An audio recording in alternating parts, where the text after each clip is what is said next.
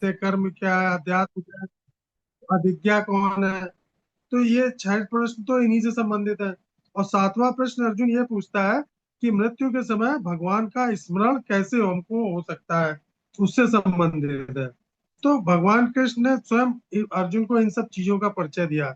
इसलिए अब अर्जुन उनसे अनुरोध कर रहा है कि आप मुझको विस्तार से बताइए आप। क्योंकि अर्जुन केवल भगवान के मुंह से महिमा सुनकर संतुष्ट नहीं हुए, वो जानना चाहते थे कि अगर हम आध्यात्मिक जीवन जीते हैं तो उसके मूल सिद्धांत क्या होते हैं, ताकि क्या हमारी साधना क्या दृढ़ हो सके। अब जैसे एक बार की बात है कि एक व्यक्ति किसी दूसरे देश जाने के लिए जहाज में बैठा।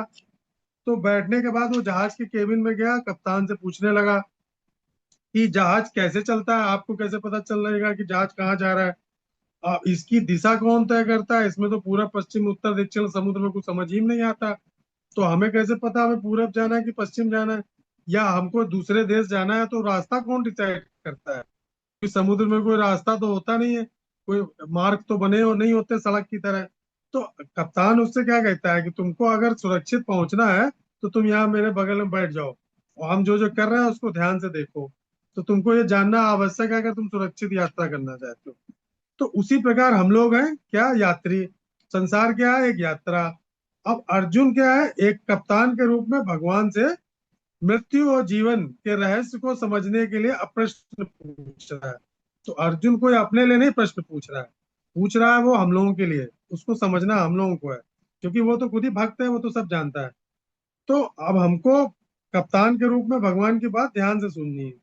तो इसी प्रकार आध्यात्मिक जो जीवन है हमारा, उसमें परिप्रश्न यानी जिज्ञासा। हम सब लोगों से कहते हैं ना कि प्रश्न, जब आप किसी चीज को सुन रहे हो नहीं समझ में आ रहा, तो जीवन में जिज्ञासा का होना बहुत जरूरी होता है। तभी लोग जो है प्रश्न पूछते हैं लास्ट में क्लास के। तो विनम्रता पूर्वक गुरु और भगवान से प्रश्न करना चाहिए, तभी वो दिव्य ज्ञान प्राप्त कर सकता है, जीवन के परम लक्ष्य को समझ सकता है। क्योंकि अब अर्जुन का ये प्रश्न इसलिए इम्पोर्टेंट है कि देखिए अंतिम समय में हमारी पूरे जीवन की तपस्या एक एग्जामिनेशन की समय होती है, मृत्यु के समय। हमने पूरे जीवन कितनी साधना करी, कितना हरि नाम किया, किस तरीके से भक्ति की, कैसे भगवान की पूजा की, कैसे साधना करी, इसका एग्जामिनेशन, फाइनल एग्जाम कब होगा, जब हम शरीर छोड़ेंगे। तो भगवान पहले ही बता चुके हैं हमको कि जिस व्यक्ति का अंत समय होता है ना, अंत समय जिस स्मरण से भाव से वो स्मरण करेगा, जिस चीज का स्मरण करेगा, उसी शरीर को वो प्राप्त करेगा। ये पहले भी भगवान कई बार बता चुके हैं। तो अर्जुन ये जानना चाहता है कि भगवान शरीर में किस रूप से विराजमान है, और हमको मृत्यु के समय उनका स्मरण कैसे होगा, कैसे किया जाएगा। तो हमारे जो प्रभुपाद जी और गौड़ी वैष्णव आचार्य हैं, तो क्या बता रहे हैं कि भगवान प्रत्येक जीव के हृदय में परमात्मा के रूप में स्थित है, सबको पता है। वही सभी यज्ञों के भोक्ता हैं, और सारे हमारे कर्मों के साक्षी जीवन भर के वही हैं।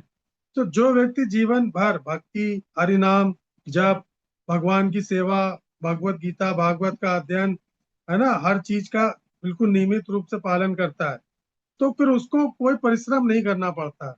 वो उसको अंत समय में सहज रूप से भगवान का स्मरण हो जाता है। जैसे कोई स्टूडेंट अब पूरे साल तो पढ़े ना मन लगा के, और एग्जाम के समय किताब खोल के बैठे, तो क्या उसको उत्तर याद आएंगे क्या, है ना। अब उस दिन तो उसके पसीने छूटेंगे जब पेपर देने जाएगा देख के। तो इसी प्रकार जो व्यक्ति जीवन भर भगवान की तैयारी करता है दूसरे धाम जाने के लिए, है ना, दूसरा शरीर धारण करने की तैयारी करता है, पूरी परीक्षा की तैयारी करता है, हरे कृष्ण महामंत्र भगवान का स्मरण प्रतिदिन नियमित रूप से करता है, तो उसके लिए अंतिम समय का एग्जाम क्या होता है, वो कठिन नहीं होता है। फिर वो इजिली उसको पास कर लेता है ना। और क्यों, उस समय उसके गुरु भी मदद करने आते हैं उसकी, और भगवान भी उसकी मदद करने के लिए आते हैं। भगवान कहते हैं कि जो है इसने पूरे जीवन मेरा स्मरण किया है, भक्ति करी निस्वार्थ रूप से, जो है मेरी सेवा करी, है ना, तो मैं इसकी जो हेल्प करूंगा। तो वही चीज है कि वृद्धावस्था में अगर आप माला लेके बैठोगे तो क्या होगा, पॉसिबल नहीं होगा कि आप उसको उसको जो है फिर से फॉलो कर पाओ। तो इसके लिए हमको क्या बचपन से ही भक्ति करनी चाहिए। और इसीलिए प्रहलाद महाराज की शिक्षाएं क्या है कि जीवन भर भक्ति करिए आप, है ना। हरे कृष्ण। दूसरा श्लोक कौन पढ़ेगा। जी प्रभु जी, हरे कृष्णा। जी पढ़िए। अधियज्ञा कथम को अत्र देह अस्मिन् मधुसूदन प्रयाण काले च कथम गेयो असि नित्यंतात्मा भी। अनुवाद। मधु हे मधुसूदन, यज्ञ पुरुष इस शरीर में कैसे हैं, किस अंग के निवासी हैं तथा भक्ति योगी अंत काल में आपको कैसे जान सकते। तात्पर्य श्री प्रभुपाद द्वारा। श्री प्रभुपाद जी की जय। यज्ञाधिपति अधियज्ञ का अर्थ विष्णु भी हो सकता है और इंद्र भी। श्री विष्णु ब्रह्मा शिव आदि सब देवों के आदि देव हैं तथा इंद्र प्रधान देवता हैं। इंद्र और विष्णु दोनों की यज्ञों द्वारा आराधना की जाती है। यहाँ अर्जुन की जिज्ञासा है कि वास्तव में अधियज्ञ कौन है तथा जीव की देह में किस प्रकार से है। अर्जुन ने श्री भगवान को मधुसूदन संबोधित किया है, ये स्मरण कराने के लिए कि एक समय उन्होंने मधु दैत्य का संहार किया था। वास्तव में अर्जुन के चित्त में इन सब संदेह मूलक प्रश्नों को नहीं उठना चाहिए था, क्योंकि वे कृष्ण भावना भावित हैं। इसलिए ये संदेह असुरों के समान है और श्री कृष्ण असुर संहार में अति कुशल हैं। अर्जुन ने उन्हें यहाँ मधुसूदन कहकर पुकारा है, जिससे वे उसके चित्त के संदेह रूपी असुरों को नष्ट कर दें।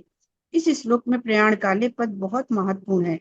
हम जीवन भर जो भी करते हैं, इसकी अंत काल में परीक्षा होती है। अर्जुन को भय है कि जो कृष्ण भावना भावित है, वे भी मृत्यु समय श्री भगवान को भूल सकते हैं। कारण उस काल में देह के सब कार्य रुक जाते हैं और मन भय रूप मोह से अति व्याकुल हो उठता है। इसी कारण महाभागवत कुलशेखर महाराज की प्रार्थना है, प्रभु इस स्वस्थ अवस्था में ही मेरी तुरंत मृत्यु हो जाए, जिससे मेरा मन रूपी राजहंस सुगमता से आपके श्री चरण अरविंद की कर्णिका में प्रवेश कर सके। यहाँ राजहंस के रूपक का उल्लेख इसलिए है कि प्रायः कमल कड़िका में प्रवेश करके हंस आनंदित होता है। शुद्ध भक्त का चित्त भी श्री भगवान के चरणारविंद में प्रवेश करने को सदा। प्रभु जी नेक्स्ट। हरे कृष्ण। हरे कृष्ण। आतुर रहता है। पलट दिया है। महाराज।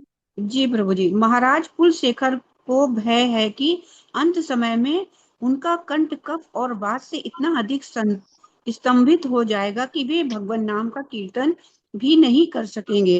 इसलिए इस समय जबकि शरीर पर सब प्रकार से स्वस्थ हैं, देह को त्याग देना श्रेष्ठकर होगा। अर्जुन की जिज्ञासा है कि ऐसे अवसरों पर किस साधन से मन कृष्ण चरणाम्बुज में निश्चल रह सकता है। हरे कृष्ण।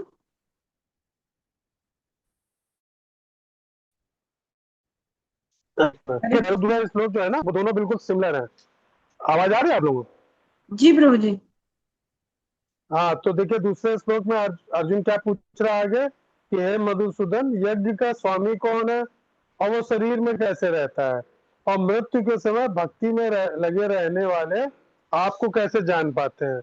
तो देखिए भक्ति में इसमें भगवान आगे क्या बता रहे हैं कि भक्ति में आगे बढ़ने के लिए केवल श्रद्धा ही जरूरी नहीं होती है, बल्कि उसको तत्व ज्ञान भी होना चाहिए एक भक्त को, है ना। तो इसमें देखिए मधुसूदन बताया कि मधु नामक राक्षस का वध किया, इसलिए उनको अर्जुन कफ वात पित्त से ग्रसित हो जाता है कि गला गड़गड़ाने लगता है, भगवान की आवाज नहीं निकलती मुंह से, सारे कार्य रुक जाते हैं, मन भी नहीं लगता, कोमा में चला जाता है आदमी। तो इस तरह की स्थिति बिगड़ जाएगी तो क्या होगा फिर कि हम भगवान का स्मरण भी ना कर सके। तो परम भक्त महाराज कुलशेखर भगवान से क्या प्रार्थना कर रहे हैं कि जब मैं इस समय भगवान पूर्ण स्वस्थ हूँ तो अच्छा है कि मेरी मृत्यु इसी समय हो जाए, क्योंकि मैं आपकी भक्ति में लगा हुआ हूँ और मेरा मन आपके चरण कमलों में लगा तो मैं सीधे आपके धाम जाऊंगा। तो यही, जब मन स्वस्थ हो, शरीर पूरी तरह से स्वस्थ हो, तो उस समय क्या होता है भगवान का चिंतन बहुत अच्छे से होता है। और जब शरीर बीमार हो, बीपी हाई है, शुगर हो रही है ना, सर में दर्द, जोड़ों में दर्द, गठिया हो गया, फिर हम माला लेके बैठे हैं तो दिमाग आधा लगा शरीर में कि हाय हम तो चल भी नहीं पा रहे हैं, घुटने बेकार हो गए हमारे। उस समय भक्ति में क्या मन लगेगा आपका। तो जब शरीर स्वस्थ लगे आपको तो उस समय हरिनाम जरूर करिए आप। आगे बीमारी का, बुढ़ापे का इंतजार हमको नहीं करना चाहिए। तो भक्त को तत्व ज्ञान क्या होना चाहिए। दूसरी चीज अध्यात्म क्या है, यानी हमारा जीव का वास्तविक स्वरूप क्या होता है। तीसरी चीज कर्म क्या है, यानी भौतिक जगत में जो हम क्रियाएं करते हैं वो क्या होती है। चौथी चीज अधिभूत क्या है, मतलब अधिभूत का मतलब ये जो भौतिक जगत नश्वर है इसका रहस्य क्या है। फिर पांचवी क्या है, अधिदेव क्या है, यानी देवताओं का जो नियंत्रण तंत्र होता है उसका क्या रहस्य है। तो अर्जुन क्या कर रहा है, ये सब प्रश्न पूछ रहा है भगवान से। तो आगे के श्लोकों में भगवान धीरे धीरे इन सब चीजों का उत्तर देंगे ताकि हम लोग को सही समय पर सही ज्ञान हो सके। तो वो क्या केवल क्लास में बैठ के टीचर से क्या पढ़ना चाहता है, नहीं, वो ये जानना चाहता है कि यूनिवर्सिटी का मकसद क्या है। हमको इतने बोला यूनिवर्सिटी में एडमिशन लिया तो यहाँ का उद्देश्य क्या है, मेरे एडमिशन लेने का, यूनिवर्सिटी क्यों बनाई, यहाँ के नियम क्या है, इस यूनिवर्सिटी की मान्यता है कि नहीं है, यहाँ से जो हमको डिग्री मिलेगी वो आगे मेरे काम आएगी कि नहीं। तो केवल यूनिवर्सिटी का नाम तो नहीं आया यहाँ पे। उसी प्रकार अर्जुन केवल भगवान की महिमा सुन के संतुष्ट नहीं हो रहे हैं, वो क्या चाहते हैं कि भगवान हमको पूरा डिटेल बताएं। आध्यात्मिक जीवन हम जिए तो उसके मूल सिद्धांत भी तो पता होना चाहिए ना, ताकि हमारे भगवान के नाम का जप कर रहा था सालों से। उसके मित्र ने पूछा कि इतनी वृद्धावस्था में तुम्हें इतनी लगन से जप कैसे कर रहे हो। तो भक्त ने उत्तर क्या दिया कि मैं इस मृत्यु के समय की तैयारी बहुत वर्षों से कर रहा हूँ। तब मैं इस समय अपने को स्थिर रखकर मैं हर चीज से दूर होकर मन से लगन कर पाता हूँ, मन से जप कर पाता हूँ। आप इसकी तैयारी करने के लिए मुझे बहुत वर्षों लगे हैं, तब मैं घंटों बैठ के इस हरिनाम 1 लाख नाम जप कर पाता हूँ। तो जब उसके अंत समय आने वाला था तो उसने अपने परिवारजनों, है ना, सब लोग हरिनाम कीर्तन करोगे करताल लेके, और सबके मुंह से हरे कृष्ण महामंत्र निकलना चाहिए। ये समझा दिया उसने पहले से घर वालों को कि रो के चिल्ला के और मुझे याद करने की कोशिश ना करना, ताकि मेरी आत्मा इस संसार से सुविधा पूर्वक भगवान के धाम जा सके। तो जब उसके घर वालों को बताया, तो जब उसने शरीर छोड़ा, ये अमेरिका की सत्य घटना है, तो उस इस्कॉन के जब भक्त ने शरीर छोड़ा तो उसके सारे जितने भी उसके सगे संबंधी थे वो सब हरे कृष्ण महामंत्र का कीर्तन कर रहे थे। उसके मंदिर वाले मृदंग बजा रहे थे। तो उसमें विरले लोगों को मिलती है। जब आप प्रैक्टिस करोगे पूरे जीवन, है ना, तब अंत समय में जब शरीर से आत्मा निकलती है तब फिर वो उससे भगवान ही याद आएंगे, आपको शरीर के कष्ट नहीं याद आएंगे। नहीं तो जो पापी लोग होते हैं तो उनके शरीर के निचले हिस्से से आत्मा निकलती है तो उनको अधोलोक ही मिलता है। शरीर के ऊपरी हिस्से से जब प्राण निकलते हैं शरीर से तब हमको उच्च लोकों में ही जाना पड़ता है, और बाकी नीचे के हिस्से से अगर प्राण निकलेंगे तो हमारे अधोगति नरक में या निम्न लोकों में जाना पड़ेगा हमको। और भगवान के नाम का इस पर तभी हो सकता है जब हम करें। तो क्या हम मृत्यु जीवन की हमारे अंतिम परीक्षा है, फाइनल एग्जाम। तो पूरे जीवन जब आप तैयारी करोगे तब फाइनल एग्जाम में पसीने नहीं छूटेंगे, तभी प्रश्न याद आएगा, नहीं तो फेल हो जाएंगे। और भगवान कहाँ है, कहीं दूर नहीं है, हमारे हृदय में ही बैठे हैं परमात्मा रूप में। तो हमको कहीं ढूंढने जाने की जरूरत नहीं है। जब शरीर छूटेगा तो केवल उनका हमको अंदर से स्मरण करना है। तो अंत समय में जब भगवान का स्मरण करेंगे उसके लिए क्या चाहिए, हमको जीवन भर की प्रैक्टिस, भक्ति का अभ्यास, तभी हमको अंत समय में भगवान का स्मरण होगा। नहीं तो क्या होगा, किसी को कुत्ता याद आएगा, किसी को बिल्ली, किसी को हुआ धन, है ना, किसी को ये याद आएगा कि मेरा ये काम छूट गया, मेरा ये काम छूट गया। किसी को लगेगा अरे अभी तो हमने मकान बनवाया था, अभी मेरा आखिरी समय आ गया, तो उसकी आत्मा भूत बन के उसी मकान में घूमेगी। ये हकीकत है और कई किस्से हो चुके हैं इस तरह के सत्य में। तो हमको क्या निष्कर्ष निकालना है कि अर्जुन जो ये प्रश्न पूछ रहा है केवल मृत्यु के विषय में नहीं पूछ रहा है, वो ये पूछ रहा है कि एक व्यक्ति अपना सफल जीवन किस प्रकार से जी सकता है ताकि वो अंतिम समय भगवान को स्मरण कर पाए, है ना। अगर वो अभी से भगवान का स्मरण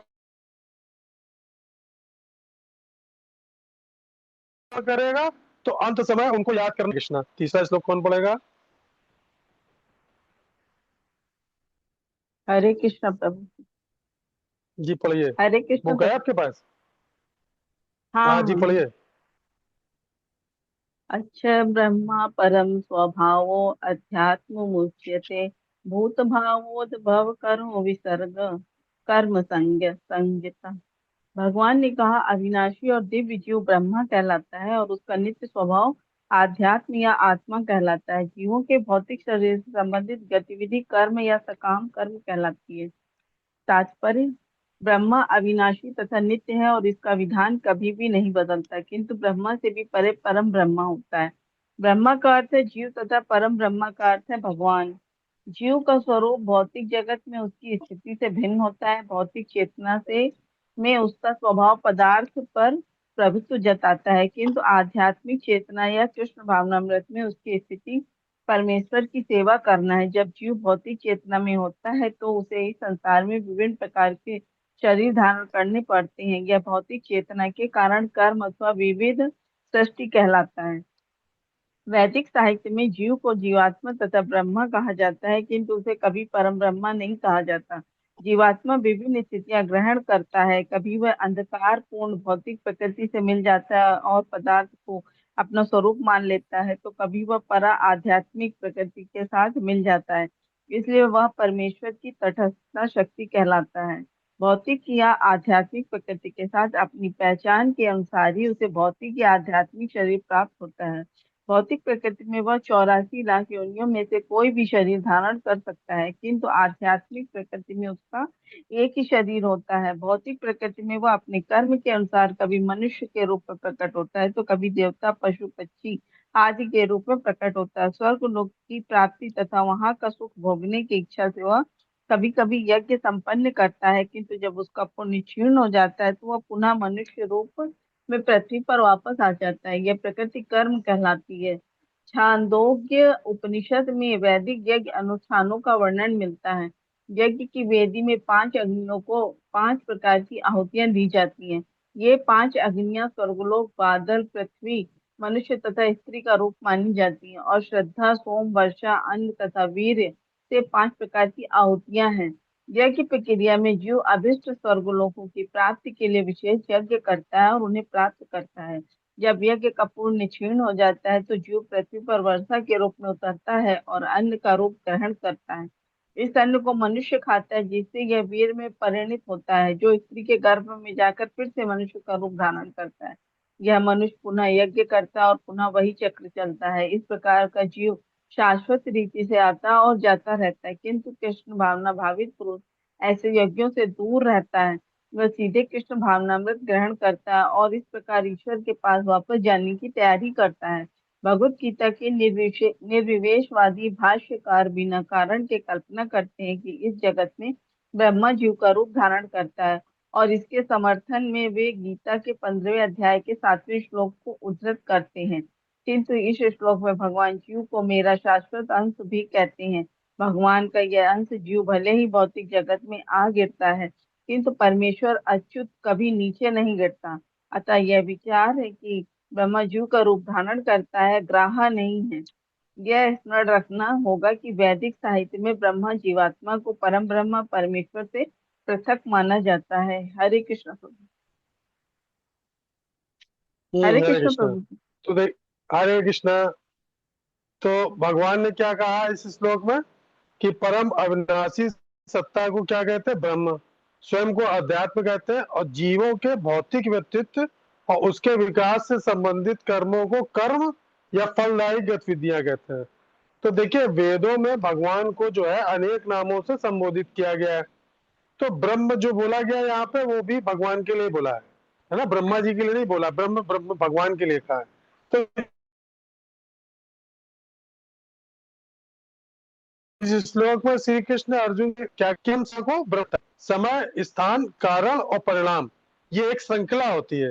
ये सब क्या है? भौतिक जगत की विशेषताएं है ना, कि किसी चीज का समय, स्थान, कारण और परिणाम, ये चारों एक दूसरे से जुड़े हैं। परंतु ब्रह्म क्या है? वो इन सब चीजों से परे होता है। क्यों? क्योंकि वो भौतिक जगत से भी परे है ब्रह्म। इसलिए ब्रह्म को क्या कहा गया इसमें? अक्षरम या अविनाशी, है ना? क्योंकि वो ब्रह्मांड में जितने भी परिवर्तन होते हैं उसका ब्रह्म पे कोई प्रभाव नहीं पड़ता, यानी वो इन सब चीजों से अप्रभावित रहता है। तो बृहदारण्यक उपनिषद में क्या कहा कि विद्वान लोग ब्रह्म को अक्षर अविनाशी कहते हैं। इसको परम सर्वोच्च भी कहा जाता है क्योंकि इसमें माया और आत्माओं से परे गुण होते हैं ब्रह्म में। अब देखिए संस्कृत में अध्यात्म शब्द जो है उसके दो अर्थ हैं, एक है आत्मा का विज्ञान, दूसरा है आध्यात्मिकता का मार्ग। तो हालांकि जो है ये सब चीजें किस लिए हैं, भगवान ने क्या इन सब चीजों का प्रयोग इस श्लोक में स्वयं के लिए किया है, जिसमें शरीर मन और बुद्धि भी शामिल है। तो कर्म क्या होता है, कर्म वो कर्म होते हैं जिनका फल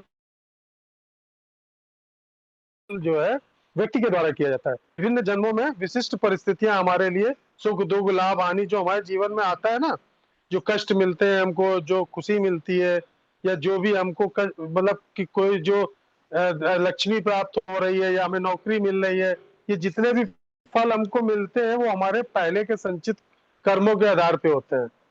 तो जो हमने कर्म संचित विभिन्न जन्मों में किए हैं, तो कोई उसी के हिसाब से अंबानी के घर में जन्म लेता है, कोई भिखारी के घर में जन्म लेता है, किसी को घर में मार दिया जाता है, किसी बच्चे को,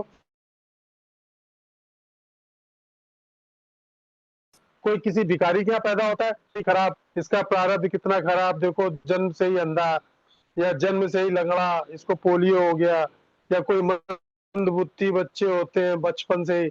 तो ये सब जो हमारे शरीर प्राप्त होता है ये हमारे कर्म होते हैं, इसमें भगवान का कोई इंटरफेयर नहीं होता है। जो कर्म हमने किए हैं उसी हिसाब से इस भौतिक जगत में आत्मा को शरीर प्राप्त होगा। तो इसीलिए कहा जाता है ना कि अच्छे कर्म करो। और आदमी क्या कहता है कि अरे देखो ये कितना पाप करता है, दुष्कर्म करता है, इतना चोरी का काम करता है, इनकम टैक्स चुराता है, ये करता है, वो करता, करोड़पति है। तो वो ये नहीं सोचना चाहिए कि अभी वो करोड़पति, आगे उसका क्या होगा। ये ना सोचे कि कोई उसको देख नहीं रहा है, हर व्यक्ति का एक समय आता है।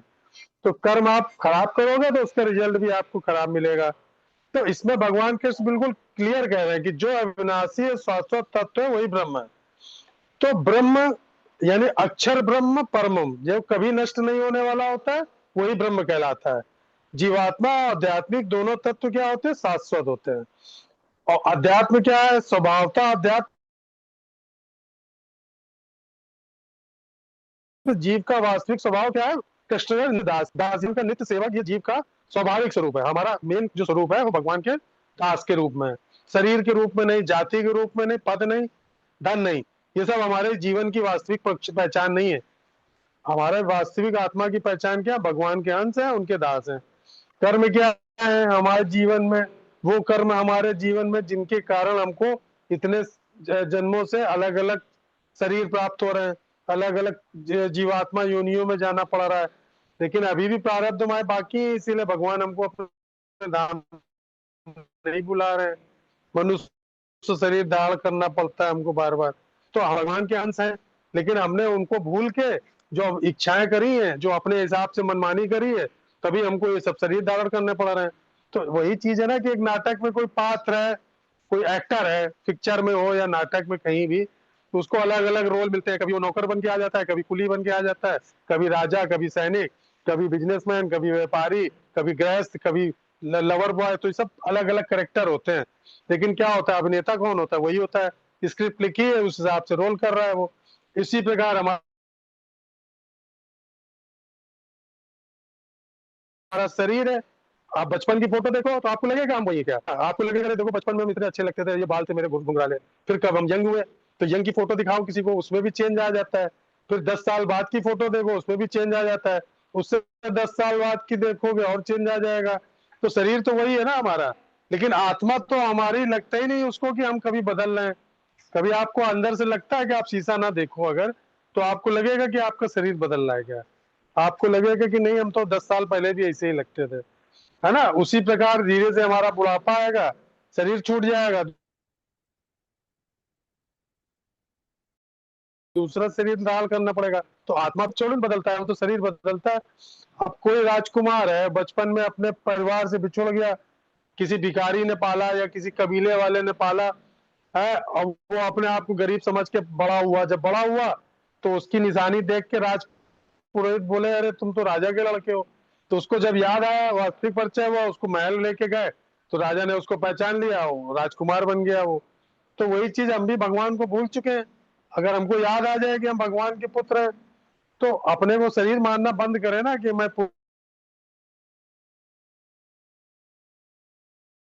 हूँ, मैं फूल में उत्पन्न हुआ, मैं इसमें हुआ, इसी में लगे रहते हैं पूरे जीवन। तो भगवान यही चीज गीता हमको क्यों बता रही है? भगवान ने क्या कहा कि तुम लोग जाति पात में जो है अपने को या अपनी पहचान में अपने आप को समय न बर्बाद करो। ये समझो कि तुम मेरे पुत्र हो, मेरे अंश हो, और तुम मुझको भूल गए इस भौतिक जगत में पड़े हो। यही अध्यात्म है ना? तो हम भगवान का वास्तविक स्वरूप जब समझेंगे तभी हमको इस शरीर से मुक्ति मिलेगी। तो हमको क्या समझना है? शरीर नहीं, हम आत्मा है। आत्मा का वास्तविक स्वभाव क्या है? भगवान की, केवल भगवान की सेवा, प्रेम में ही उनका प्रेम प्राप्त कर। फंसे रहेंगे हम 84 लाख योनियों में, तो शरीर बदलते रहेंगे, कभी कुत्ता, बिल्ली, कभी गधा, कभी घोड़ा, फिर मनुष्य शरीर मिलेगा, फिर नहीं समझ पाएंगे क्यों मिला मनुष्य शरीर। भगवान कहते हैं अरे इसको कुछ नहीं समझ में आया पूरे जीवन, फिर से इसको जानवर योनि में भेज दो, पेड़ बना दो, इसको ये बना दो, फिर से भटकते रहो 84 लाख। तो ये अनंत काल का चक्र है। अब उसमें आपको निकलना नहीं निकलना ये आप समझो। फंसे रहना है तो फंसे रहो, कर्म बंधन मुक्त होकर भगवान के धाम जाना है तो अभी समझ जाओ। तो वही चीज इस श्लोक के माध्यम से, गीता के माध्यम से भगवान बार बार हम लोग को क्या बता रहे हैं? तो क्या 8वें अध्याय का हमको वास्तविक पहचान बता रहा है हमारी, कि हम क्या, हमको समझना है कि मेरी वास्तविक पहचान क्या है। हम आत्मा है कि ये शरीर है ना? ये पहचान समझना होगा हमको। कृष्ण के नित्य सेवक है, जीवन का उद्देश्य हमारा क्या है, जन्म मृत्यु के बंधन से हमको मुक्त होना है, उसका डायरेक्शन भी दिखा रहे हैं भगवान कि कैसे करना है तुमको, कैसे मेरे धाम आना है। तो अब ये हमको सीखना है कि हमको उसको फॉलो करना है कि सुनना है खाली। खाली सुनेंगे तो बस सुनने से थोड़ी ना हमको धाम मिल जाएगा भगवान का, उसके लिए प्रयास करना पड़ेगा। हरे कृष्णा। चौथा श्लोक कौन पढ़ेगा? कोई पढ़ेगा चौथा श्लोक? आज सुधा माता जी नहीं है क्या? हरे हरे आप? कृष्ण पढ़े। हाँ, कौन? पढ़िए पढ़िए, आप ही पढ़िए। अधिभूता क्षरो भाव पुरुष चाति देवता अजीयो अहमेवात्र देहे देहे भ्रता। हे देहधारियों में श्रेष्ठ, निरंतर परिवर्तनशील या भौतिक प्रकृति अधिभूत अभिव्यक्ति क्या भगवान का विराट रूप, जिसमें सूर्य तथा चंद्र जैसे समस्त देवता सम्मिलित हैं, अधिदेव कहलाता है तथा प्रत्येक देहधारी के हृदय में परमात्मा स्वरूप स्थित है। स्थित मैं परमेश्वर अधियज्ञ यज्ञ का स्वामी कहता हूँ। तात्पर्य, यह भौतिक प्रकृति निरंतर परिवर्तित होती रहती है। सामान्यतः भौतिक शरीरों में की 6 अवस्थाओं से निकलना होता है। वे उत्पन्न होते हैं, बढ़ते हैं, कुछ काल तक रहते हैं, कुछ गौण पदार्थ उत्पन्न करते हैं, क्षीण होते हैं और अंत में विलुप्त हो जाते हैं। यह भौतिक प्रकृति अधिभूत कहलाती है। यह किसी निश्चित समय में उत्पन्न की जाती है और किसी निश्चित समय में विनष्ट कर दी जाती है। परमेश्वर के विराट स्वरूप की धारणा, जिसमें सारे देवता तथा अनेक उनके लोग सम्मिलित हैं, अधिदैवत कहलाते हैं। प्रत्येक शरीर में आत्मा सहित परमात्मा का वास है, जो भगवान कृष्ण का अंश स्वरूप है।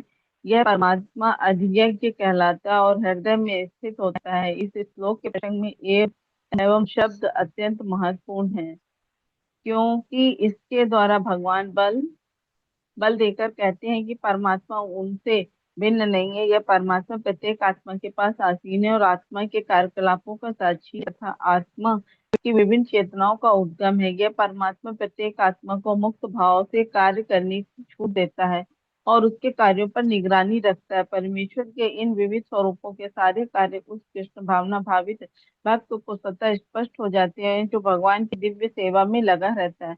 अधिदैवत नामक भगवान के विराट स्वरूप का चिंतन उन नवदीक्षितों के लिए है जो भगवान के परमात्मा स्वरूप तक नहीं पहुंच पाते। अतः उन्हें परामर्श दिया जाता है कि वे उस विराट पुरुष का चिंतन करें, जिसके पांव पांव अधोलोक हैं, जिसके नेत्र सूर्य तथा चंद्र हैं और जिसका सिर उच्च लोक है। हरे कृष्ण प्रभु।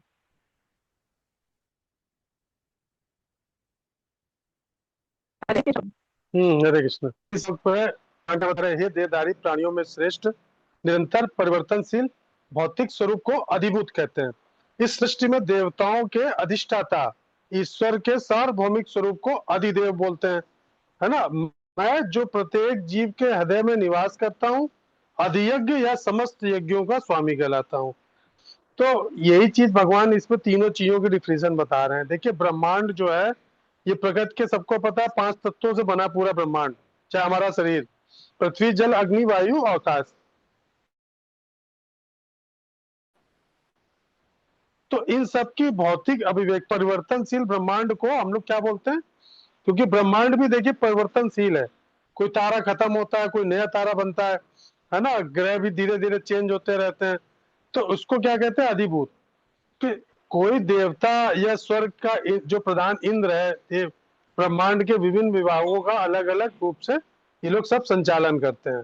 लेकिन भगवान का आधिपत्य या प्रभुत्व सभी देवताओं के ऊपर होता है, चाहे कोई कोई भी काम कर रहा हो। वो कौन है? वो विराट पुरुष होते हैं, है ना। तो संपूर्ण ब्रह्मांड के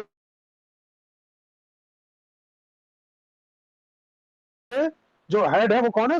विराट पुरुष। हमारे व्यक्ति संपूर्ण भक्ति को समाहित कर लेते हैं अपने में, इसीलिए उनको क्या बोला गया? आदिदेव। तो भगवान कृष्ण कहते हैं कि परमात्मा के रूप में समस्त प्राणियों के हृदय में निवास करते हैं, सभी कर्मों का फल प्रदान करते हैं, इसलिए यज्ञों के अधिष्ठाता, इसलिए उन्हें अधियज्ञ है, समस्त यज्ञों का स्वामी बताया गया है। तो अर्जुन ने जो प्रश्न पूछे थे 7, उनमें से 6 का उत्तर भगवान ने यहाँ तक दे दिया है। अब अगला जो श्लोक होगा 5वां, उसमें भगवान आगे बताएंगे। तो इसमें जो मेन मेन पॉइंट भगवान ने क्या बताया,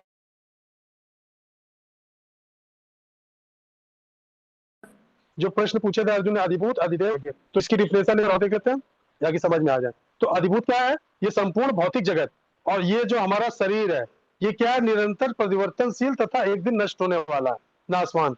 जैसे प्रभुपाद जी ने क्या बताया, तात्पर्य में 6 अवस्थाएं हमारे जीवन में आती हैं। पहले हम क्या होते हैं? गर्भ में आते हैं। गर्भ में आत्मा हमारे जो है राई के दाने के बराबर होता है, शुक्राणु। फिर उसमें आत्मा आती है, फिर धीरे धीरे गर्भ के अंदर क्या होता है? वृद्धि, ठीक है, बढ़ते हैं हम। फिर उसके बाद जन्म होता है, जन्म के बाद धीरे धीरे हमको हमारा शरीर बढ़ता है, फिर कुछ समय तारते हैं, फिर धीरे धीरे हमारा क्या होता है? 50 साल के बाद क्षीण होना शुरू हो जाते हैं, और 70 आते आते अंत में शरीर बिल्कुल क्षीण हो जाता है, और शरीर हमारा खत्म हो जाता है, विलुप्त हो जाता है। तो ये पूरा सब सिस्टम जो है अधिभूत कहलाता है। यानी जो एक दिन उत्पन्न हुआ वो नष्ट होगा, चाहे कोई भी हो, जो 5 तत्वों से बना है, चाहे कोई पेड़ हो, वृक्ष हो, शरीर हो, पशु हो, पक्षी हो, कोई भी हो, कोई, सब नश्वर है, सबको एक दिन नष्ट होना है। इस भौतिक जगत में कोई भी चीज ऐसी नहीं है, यहाँ तक कि भगवान भी जब शरीर धारण कर आते हैं तो उनको भी शरीर छोड़ के जाना पड़ता। शरीर में आए तो हम छोड़ के जा रहे हैं, चाहे वो राम शरीर में आओ, चाहे कृष्ण शरीर में आओ, तो वो नष्ट होता है एक दिन। अधिदेव क्या है? कि देवताओं तथा ब्रह्मांड की व्यवस्थाओं का जो संचालन होता है वो भगवान की दिव्य शक्ति द्वारा होता है। यानी भगवान जो है वो सभी देवताओं के परम नियंत्रक हैं। कोई भी देवता अपनी मर्जी से ना वरदान दे सकता है, ना अपनी मर्जी से कुछ कर सकता है भगवान की इच्छा के बिना। तो प्रत्येक जीव के हृदय में परमात्मा रूप में जो भगवान स्थित है, वही भगवान कह रहे हैं कि मैं ही सभी यज्ञ का वास्तविक भोक्ता और अच्छी हूँ। वैदिक कर्मंड ये मुझे पसंद करना, इसीलिए सब भगवान को बोला, आदि यज्ञ भी बोला गया भगवान को। जैसे कोई डिपार्टमेंट है तो उसमें अलग अलग डिपार्टमेंट होते हैं, कोई बिजली डिपार्टमेंट होगा, कोई सुरक्षा होगा, कोई कैश भी डिपार्टमेंट होगा, है ना, कोई एजुकेशन डिपार्टमेंट। तो सब में एक एक अधिकारी होते हैं, फिर उनके ऊपर एक डायरेक्टर होता है जो पूरे इंस्टीट्यूट का संचालन करता है। उसी प्रकार हमारी प्रकृति में भगवान ने डिवाइड कर रखा है, सभी प्रकार के मंत्रियों को अलग अलग जिम्मेदारी दे रखी है, अपना अपना कार्य कर रहा है। तो लोग ये सोचते हैं मंत्री काम कर रहे हैं, प्रधानमंत्री, मुख्यमंत्री, लेकिन उनके पीछे जो है एक राजा होता है ना, जैसे चंद्र, वायु, सब अपना अपना काम कर रहे हैं, लेकिन वो भगवान की बनाई हुई व्यवस्था है। उन्होंने डिपार्टमेंट सबको दे रखे हैं, और भगवान क्या, सबके कंट्रोलर हैं, सारे देवताओं को ऊपर से कंट्रोल कर रहे हैं। इसी तरह हमारे हृदय में भी बैठे हैं परमात्मा रूप में, हमारे कर्म देख रहे हैं लेकिन इंटरफेयर नहीं करते। मनमानी कर लो जितनी करनी है, तो एक बार समझाते हैं, ना समझो, ना सुनो उनकी बात, अपने मन की सुनो, तो उसका बाद में हमको परिणाम भुगतना पड़ता है। तो हमने 4 चीजें क्या इस श्लोक में सीखी, कि भौतिक संसार क्या है और ये शरीर क्या है, सब कुछ भौतिक जगत में नश्वर, एक दिन नष्ट होगा, कोई एक ना एक दिन के हिसाब से कार्य करते हैं, इसलिए अधिदेव शब्द आया। भगवान प्रत्येक हृदय में परमात्मा रूप में स्थित है, सभी यज्ञों के स्वामी, इसलिए उनको अधियज्ञ कहा गया है। हम जो इस शरीर से कार्य करते हैं ना, ये भी यज्ञ में आता है। तो हमको ये समझना होगा कि यज्ञ शब्द जो इस्तेमाल हो रहा है केवल हवन वाला यज्ञ नहीं है। हम जितने भी कर्म करते हैं, जो भगवान का प्रसाद पेट में डालते हैं, जो अंदर जाके अग्नि जल रही है हमारे पेट में, है ना, तो वो उसको हजम करती है, हमारा शरीर कार्य कर रहा है, चेतना हमारे शरीर में दौड़ रही है ना, सब कुछ बिल्कुल सिस्टम से है। तो ये इसी को पूरे नियम पूजा पाठ कर रहे हैं, सेवा कर रहे हैं, तो हमारा सबका अंतिम लक्ष्य क्या होना चाहिए? भगवान को प्रसन्न करना है। इसीलिए कहा जाता है ना, भक्त को अमनिया नहीं खाना चाहिए, भोग लगा के खाना चाहिए, भगवान का प्रसाद लेना चाहिए। तो इन सब इस श्लोक में ये सब चीजें क्लियर हो गई हमारे कि नश्वर संसार है, संसार में हमारा शरीर भी नश्वर है। शाश्वत परम सत्य को पहचानिए, भगवान को जानिए जो हम सबके नियंता है, और अंत में भगवान के धाम हमको अगर जाना है तो भगवान को सभी यज्ञों के भोक्ता समझना चाहिए, स्वामी समझना चाहिए। हम हमारा शरीर हवन कुंड है, इसके स्वामी भी भगवान, स्वामी है, हमें परमात्मा भी वही है। तो तब ये सब जब हम सोच के चलेंगे तो हमारी भक्ति दृढ़ और शुद्ध हो जाएगी। हरे कृष्णा। अगला श्लोक देखेंगे हम लोग, जब शरीर त्यागते हैं तो भगवान का स्मरण कैसे होता है, फिर अगली क्लास में करेंगे। तो कोई प्रश्न ले लो, नहीं तो सबको एक सूचना देनी है आप लोगों को। कैमरा ऑन कर लीजिए आप लोग। हरे कृष्णा।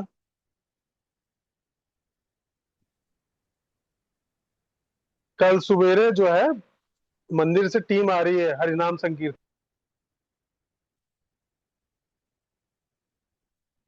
करने के लिए बर्रा में।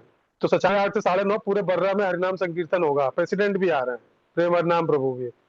तो आप लोगों से यही है कि हमारे घर पे आ जाए, या तो 8:30 बजे, है ना, नहीं तो सचान से वो लोग ये हमारे घर से स्टार्ट करेंगे।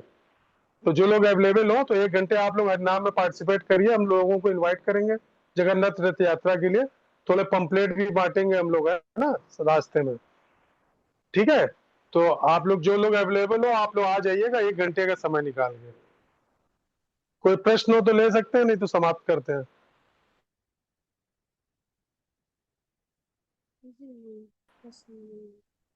चार श्लोक जो लिए समझ में आ गए चारों? ठीक है, तो कल आइएगा फिर आप लोग। हरे कृष्णा। हरे कृष्ण।